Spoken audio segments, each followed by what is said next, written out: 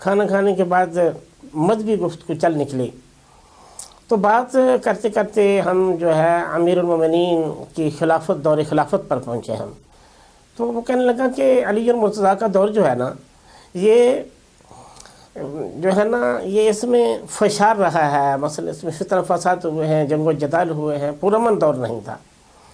تو میں نے کہا کہ یہ بات تو ٹھیک ہے کہ اس امیر المومنین کے دور میں جو ہے مسلمانوں کے درمیان جو ہے وہ جنگ و جدل تو ہوا ہے، لیکن سوال یہ ہے کہ کیا اس کی ذمہ داری امیر المومنین پر ڈالی جا سکتی ہے؟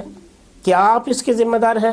آپ نے کوئی ایسا کوئی غلط قدم اٹھایا ہے جس کی وجہ سے یہ ایسا ہوا، یا اس کی ساری ذمہ داری دوسرے لوگوں پر ہے جو جناب امیر علیہ الصلوۃ والسلام کے دور میں جن لوگوں نے یہ جو ہے فتنہ فساد برپا کیا، یہ جنگ و جدل جو ہوئے، جتنی جنگیں ہوئیں، کیا ان میں اس کا ذمہ دار کون ہے؟ اگر شرعی لحاظ سے دیکھا جائے تو مفکرین اسلام چاہے شیعہ ہوں چاہے سنی ہوں، وہ سب اس بات کو تسلیم کرتے ہیں کہ امیر المومنین جو تھے وہ اپنی تمام جنگوں میں، ان تمام جنگوں میں حق پر تھے. تو جب مفکرین اسلام نے اس چیز کا فیصلہ دے دیا ہے تو انہوں نے یہ مان لیا ہے کہ امیر المومنین کسی غلطی پر نہیں تھے، آپ نے کوئی غلطی نہیں. یہ فشار جو تھا، یہ جتنا بھی شور سے برپا ہوا، یہ سارا کا سارا دوسروں کی طرف سے تھا، نہ کہ امیر المومنین کی طرف سے. تو ویسے بھی رسول اللہ نے آپ کے بارے میں فرمایا تھا علی مع الحق والحق مع علی، علی حق کے ساتھ ہے، حق علی کے ساتھ ہے. تو اسی قاعدے کے اصول کے مطابق جناب امیر علیہ الصلوۃ والسلام کی خلافت میں کوئی بھی ایسا واقعہ جو خلاف شریعت ہو یا علی المرتضیٰ کی کسی غلط پالیسی کا نتیجہ ہو نظر نہیں آتی ہے. با اتفاق مفکرین نے اس کی تسلیم کیا ہے، چاہے وہ امام قسطلانی ہوں، چاہے عمدۃ القاری کے مصنف ہوں ابن حجر اسقلانی ہوں، یا بڑے بڑے شارحین حدیث اس واقعہ پر تبصرہ کرنے والے جتنے بھی مفکرین گزرے ہیں، سب نے یہ اتفاق کے ساتھ فیصلہ دیا ہے کہ اس میں علی اور مرتضیٰ کی کوئی غلطی نہیں تھی، بلکہ آپ ہی حق پر تھے. تو یہ شورش کا برپا ہونا جو ہے یہ ان لوگوں پر یہ ذمہ داری ہے، نہ کہ جناب امیر المومنین پر. تو ویسے بھی جناب رسالت مآب صلی اللہ علیہ وسلم نے جس ہستی کو امت کا مولا بنایا ہو، من کنت مولا ہو فہذا علی مولا ہو، تو اس سے بڑھ کر وہ مولا جو ہے جو رسول اللہ کے فرمانے کے مطابق رسول اللہ کے امت کے مولا تھے، جس طرح رسول اللہ اپنی ہر پالیسی میں حق پر تھے. کبھی سوال ہی نہیں اٹھ سکتا کہ آپ کا کوئی عمل جو ہے اس میں کوئی کسی قسم کی جو ہے مثلا غلطی کا احتمال بھی نہیں کوئی مسلمان سوچ سکتا. تو دوسرا مولا جو ہے اس کے بارے میں یہ کیوں کر کہا جا سکتا ہے کہ انہوں نے اپنے دور خلافت میں یا اس سے ہٹ کر کوئی غلطی کی ہو؟ آپ کا بھی ہر قدم جو تھا وہ ہمیشہ حق کی طرف اٹھنے والا تھا. ہماری نظر میں تو وہ معصوم الخطا تھے. تو ہمارے دوسرے بھائی بھی یہ تو کہتے ہیں کہ صحاب جو ہیں وہ محفوظ عن الخطا ہے. تو کیا علی اور مرتضیٰ صحاب نہیں تھے؟ اصحاب میں سے نہیں تھے؟ وہی تو صحابی رسول تھے. تو آپ کا قدم جو ہے وہ ہر قدم جو ہے وہ ہر خطا سے ہر غلطی سے پاک ہے. تو علی اور مرتضیٰ ہی ایسی ایک واحد ہستی ہیں کہ جو امت کی، جن کو کسی پلیٹ فارم پر بھی دیکھا جائے، میدان جہاد میں دیکھا جائے، میدان جنگ میں دیکھا جائے، تو آپ جو ہے آپ کی مثال نہیں مل سکتی. اگر میدان علم میں آئیں تو آپ کی مثال نہیں مل سکتی. اگر میدان عمل میں آئیں تو آپ کی مثال نہیں مل سکتی. آپ ہر مقام پر بے مثال نظر آئیں گے. دیکھیے ہم جب دیکھتے ہیں تو دیکھا یہ گیا ہے کہ اگر ایک انسان میں ایک خوبی ہے تو دوسری نہیں ہے، اگر دوسری کو ایک خوبی ہے تو دوسری نہیں ہے، دوسری ہے تو تیسری نہیں ہے. کوئی نہ کوئی کمزوری ہر انسان میں ہوتی ہے. لیکن علی اور مرتضیٰ کی شخصیت جو ہے واحد ایسی ہے جو ہر کمال میں صاحب کمال ہے. میدان علم ہو، میدان عمل ہو، میدان جہاد ہو، ہر مقام پہ جو ہے اپنی مثال آپ ہی نظر آتے ہیں.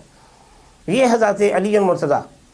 ظاہر ہے کہ جب ہم دیکھتے ہیں تو صحابہ کرام جو ہیں وہ امیر المومنین ہی کے جب احکام میں کوئی مشکل بن جاتی تھی، جو کئی دفعہ حضرت عمر نے یہ کہا لولا علی لہلک عمر، جب انہوں نے غلط فیصلے کیے تو امیر المومنین نے اس کی توصیح فرمائی، تو ان کو یہ کہنا پڑا کہ اگر علی نہ ہوتے تو عمر ہلاک ہو جاتا.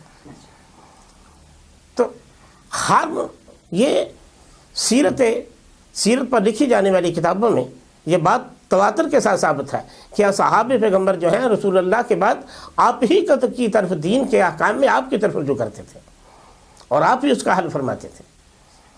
تو آپ کی یہ دینی قیادت جو ہے، آپ کا زہد تقوی، اب اگر آپ کی عملی زندگی دیکھنی ہے، غربہ پروری دیکھنی ہے، مسکین نوازی دیکھنی ہے جو قرآن کا مطالبہ ہے، تو قرآن کریم آپ ہی کے بارے میں کہتا ہے وَيُطْعِمُونَ الطَّعَامَ عَلَىٰ حُبِّهِ مِسْكِينًا وَيَتِيمًا وَأَسِيرًا إِنَّمَا نُطْعِمُكُمْ لِوَجْهِ اللَّهِ لَا نُرِيدُ مِنكُمْ جَزَاءً وَلَا شُكُورًا۔ اگر بستر رسول پہ سو جائیں تو قرآن کہتا ہے وَمِنَ النَّاسِ مَن يَشْرِي نَفْسَهُ ابْتِغَاءَ مَرْضَاتِ اللَّهِ وَاللَّهُ رَءُوفٌ بِالْعِبَادِ۔ یہ حضرت امیر المومنین اگر حالت رکوع میں زکوٰۃ دے دیں، ایک انگوٹھی خرید کر دیں، تو آیت بنتی ہے انما ولیکم اللہ ورسولہ والذین آمنوا الذین یقیمون الصلاۃ ویؤتون الزکاۃ وہم راکعون۔ یہ ہے ذات علی بن ابی طالب۔ ہر میدان میں صاحب کمال نظر آتے ہیں، اگر میدان میں مباہلہ میں چلے جائیں تو نفس رسول نظر آتے ہیں۔ فمن حاجک فیہ من بعد ما جاءک من العلم فقل تعالوا ندعو ابناءنا وابناءکم ونساءنا ونساءکم وانفسنا وانفسکم۔ جو ایک انسان میں جتنی بھی خوبیاں ہو سکتی ہیں، بعد از پیغمبر آپ کی ہی ذات جو ہے وہ دیکھنے میں یہ آتا ہے کہ آپ کی ذات مکمل رسول اللہ صلی اللہ علیہ وسلم کی شخصیت کی حامل تھی۔ یہ ہے ذات علی کا مقام و مرتبہ۔ اگر جنگ تبوک کے موقع پر رسول خدا جو ہیں جنگ پہ چلے جائیں تو علی کے بارے میں فرماتے ہیں یا علی انت منی بمنزلت ہارون من موسیٰ، آپ ہارون کی منزل پر نظر آتے ہیں۔ میدان علم میں آئیں تو آدم کی مثال نظر آتی ہے، من اراد ان ينظر الى آدم فی علمہ والى نوح فی فہمہ والى ابراہیم فی خلتہ والى موسیٰ فی مناجاتہ والى داؤد فی قوتہ والى داؤد فی قوتہ فلینظر الى علی بن ابی طالب فإن فیہ خسرت من خصال الانبیاء لا یجمع فی غیرہ، کہ اگر آدم کا علم دیکھنا چاہو، نوح کا فہم دیکھنا چاہو، موسیٰ کی مناجات دیکھنا چاہو، داؤد کا علم دیکھنا چاہو، داؤد کی خلت دیکھنا چاہو، یوسف کا جمال دیکھنا چاہو، ایوب کا صبر دیکھنا چاہو، تو علی بن ابی طالب کو دیکھو۔ پروردگار عالم نے 90 انبیاء کی خصلت علی بن ابی طالب میں رکھ دی ہے۔ تو یہ ہے ذات علی بن ابی طالب۔ اگر شورش پر پاکی ہے تو اس کے ذمہ دار دوسرے لوگ ہیں، آپ کا کوئی قدم شریعت کے خلاف اٹھنے والا نہیں ہے، دین کے خلاف اٹھنے والا نہیں ہے۔ یہ ہے ذات علی۔ دنیا کو دعوت فکر ہے کہ اہل بیت رسول کا مقام و مرتبہ جو ہے اس کو پہچانیں، اور پھر دیکھیں، پھر انصاف سے فیصلہ کریں کہ ذات علی بن ابی طالب ہوں یا ان کی اولاد امام حسن حسین علیہ السلام ہوں، یا ان کے بعد دیگر ائمہ طاہرین علیہ السلام ہوں، سب جو ہیں اپنے اپنے دور میں اپنی مثال آپ تھے۔ علم کے میدان میں، عمل کے میدان میں، تقوی کے میدان میں، زہد کے میدان میں، صداقت و عدالت کے میدان میں ہمارے ائمہ جو ہیں وہ اپنی مثال آپ نظر آتے ہیں۔ تعجب ہوتا ہے اس بات پر کہ مسلمان جو ہیں کس طرح اہل بیت سے دور ہو گئے۔ صاحب کمال سے محبت کرنا تو انسانی فطرت کا تقاضا ہے، انسانی فطرت کا تقاضا ہے۔ انسان جو ہے اگر کسی میں کوئی کمال ہو تو اس کمال کی بنیاد پر لوگ اس سے محبت کرتے ہیں، لیکن معلوم نہیں کہ امت محمدیہ نے کیوں کر آل محمد کو نظر انداز کر دیا، ان کے مقابلے میں دوسروں کی امامت کا قائل ہوئے۔ یہ بات سمجھ میں نہیں آتی۔ حالانکہ رسول اسلام نے کیا فرمایا تھا، انی تارک فیکم الثقلین کتاب اللہ و عترتی اہل بیتی ما ان تمسکتم بہما لن تضلوا بعدی ابدا۔ میرے اہل بیت علیہ السلام جو ہیں، یہ قرآن اور اہل بیت جو ہیں ان کو چھوڑ کے جا رہا ہوں تمہارے درمیان، اگر ان کے ساتھ متمسک ہو جاؤ گے تو کبھی گمراہ نہیں ہوں گے۔ تو نبی کریم علیہ السلام نے امت کو فرمایا کہ دامن اہل بیت سے وابستگی جو ہے یہ گمراہی سے بچانے کا ضامن ہے۔ تو نہیں معلوم کہ کس سازش کے تحت اہل بیت رسول سے امت کو دور رکھا گیا۔ یہ بات جب ہم دیکھتے ہیں، تاریخ اسلام کا مطالعہ کرتے ہیں، بلکہ ہم نے جو یہ دیکھا کہ ان ہستیوں کو امیر المومنین جو 10 سال کی عمر سے لے کر اسلام کی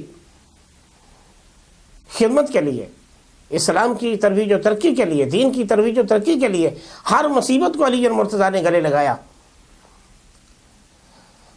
تو دیکھنے میں تو یہ آتا ہے کہ امت نے ان سے دین لینا، ان کا وہ احترام کرنا، وہ ادب کرنا، وہ مقام دینا جو رسول اللہ نے ان کو دیا تھا، ان کا مقام جو رسول اللہ نے بیان فرمایا تھا، جو اللہ نے بیان کیا تھا، اسی مقام کو تسلیم کرنا تو دور کی بات ہے۔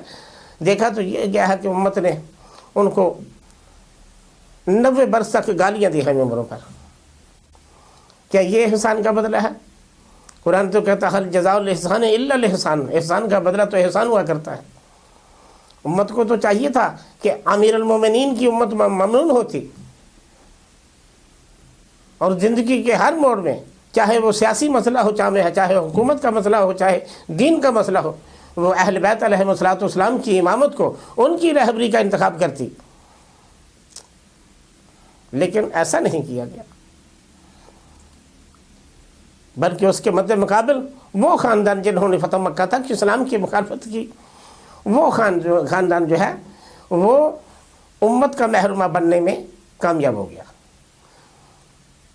یہ کس قدر امت کی حالت قابل رحم ہے